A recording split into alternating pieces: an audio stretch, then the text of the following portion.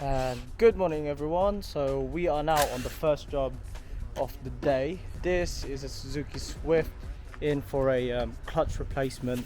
He's experiencing judder and difficulty putting it in gear as well. We have diagnosed the issue now and we can verify that it is definitely the clutch. So we are in the process of stripping it down at the moment. We will vlog how we do things. As you know, we start from the very top, but there's two of us. One is at the top, one's doing the bottom sides. Yeah, we'll see you guys in a minute.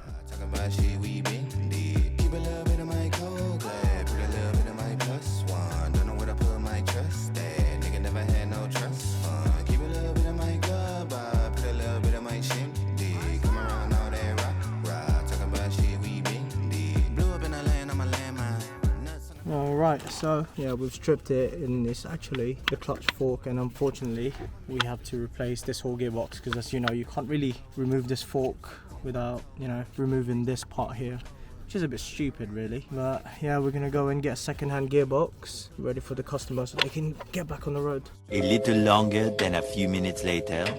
Here is the brand new second-hand gearbox. Here, that crack on the fork is not there anymore. We've put a new bearing, so this is the old bearing that came with the gearbox. Seems like the person who owned the car where this came from, seems like they had a clutch issue as well, because I could still smell the clutch coming from that. We're going to replace that old clutch with that new clutch over there, so we'll go from there.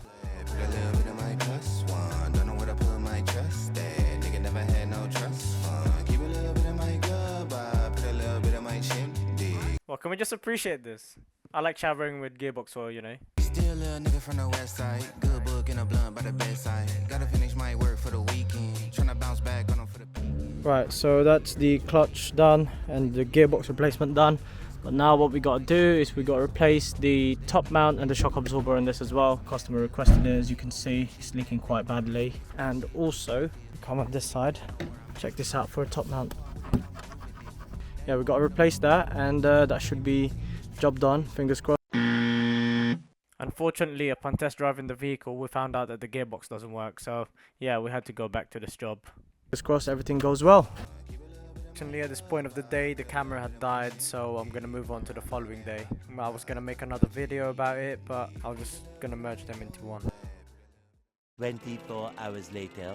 Good morning everyone. So today we are here on this Vauxhall Vivaro in for an EGR replacement. We actually came here the other day to diagnose this vehicle because it was just on limp home mode and it just wouldn't accelerate, as you would know.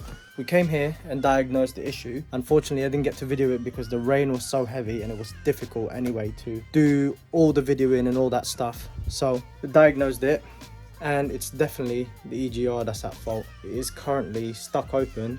That should be springing back without all the gears and stuff. Obviously, we had to verify that it's actually the EGR before we started removing that, and to do that we had to take the wiring loom out and to test and see if each and every single wire is okay. With this one, there is actually, I think, 4 or 5 different wires. So you've got your supply voltage, your sensor voltage, and sensors voltages, that's what we're gonna call it.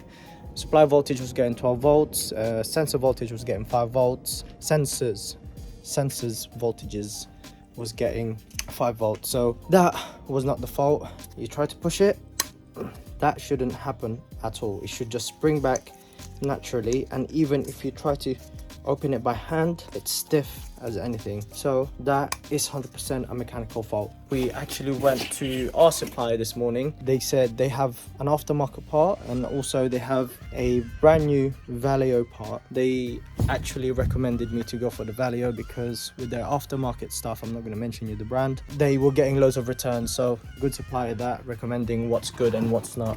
We opted in for a brand new Valeo. I don't know if you can see it there. Valve EGR valve, and here's the box as well if you need the part number. I will show you in a minute how I stripped it down and also how I tested it, so you can try it for yourself if you start getting EGR fault on this van. So Vauxhall Vivaro, Renault, Trafic, any of the Vauxhall Renault that uses the 1.6 diesel engine, you should be able to do the same thing as well. This is the R9M engine Euro 6, so you should be able to do the same test that I've done, so I will show it to you in a second. We're still waiting, aren't we, Tom? We've been waiting for about 20 minutes now. It's been a while now. Hey, stay inside, mate. This is what I was speaking to you about in the other video. Sometimes I'm delayed, sometimes they are delayed. It is what it is. Sometimes we got to wait and we have to be patient with them. Alright, so here we are. As you can see, to remove the EGR valve, this wiring loom here actually sits on this metal plate, and then it sits on this plastic plate at the top. So it sits in like that. It's just a few 10mm bolts, as you can see right there. This is for the EGR valve, and also this is the one that sits on this part here that secures the metal plate. As you can see here, I had to remove the loom yesterday just to make sure that it is actually the EGR that's at fault, not an electrical fault. Make sure that when you're putting it back is that you don't forget the gasket, because sometimes if air starts leaking out of the EGR valve, you'll start getting EGR performance issues. Then it will take the vehicle again on limp home mode, so you have to be careful. Make sure that that is fitted. Let's do it.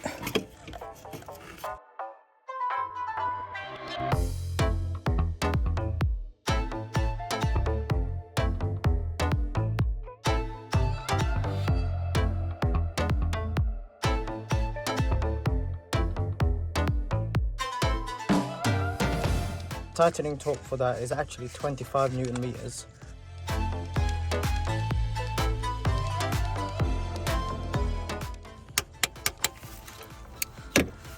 Happy days.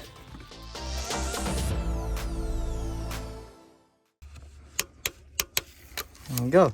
Right, now I'm going to take you through the diagnostic procedure that I did. So, as you know, here are the plugs, and let me just have a look. The supply one would be the grey and white, which is the one on this end. So what you want to do is have your multimeter set up like this. On the negative, obviously, over here on the battery post, and then you have your 12 volt pin right there. So diagnose that for the power. You should be getting 12 volts on that, or 14 volts if you started the engine, somewhere around that area. And then this is your ground here on this port, so we're not going to be testing that. Let's start 1, 2, 3. Skip this one because it doesn't have anything. 4 and 5. So this one should be at 0 volts because this is your ground, and then this one here should be at 5 volts. That one there should be 5 volts.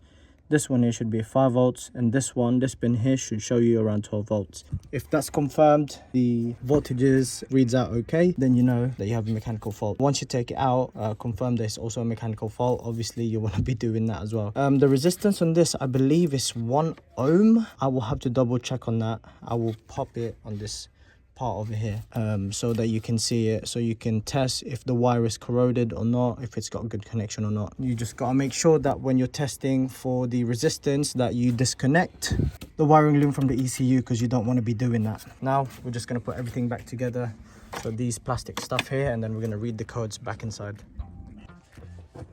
Look at that. Just in case you don't want that to be falling out.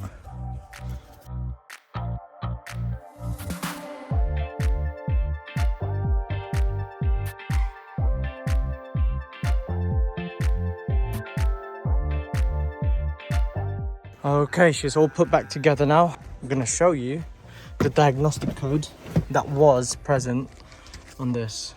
So as you can see here, it says exhaust gas circulation valve 1 malfunction. This operating cycle has passed. Now it's a history.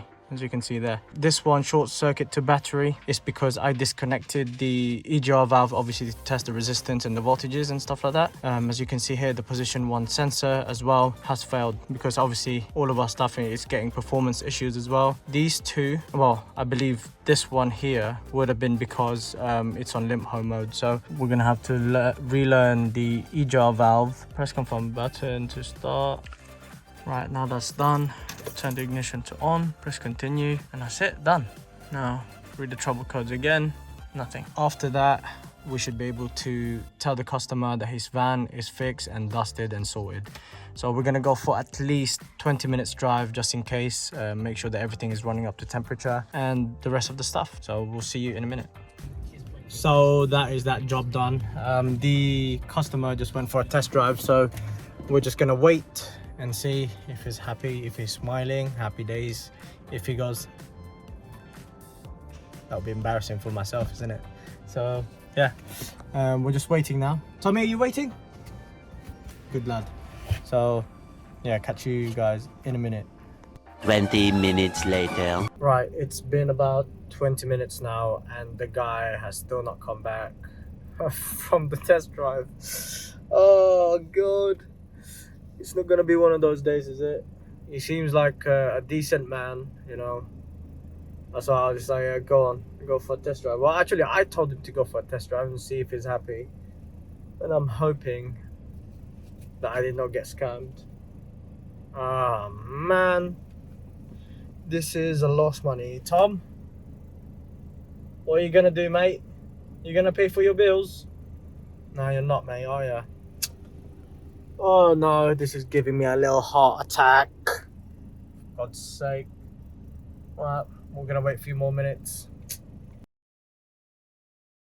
Alright, so here's the customer. So thankfully, no scamming happened.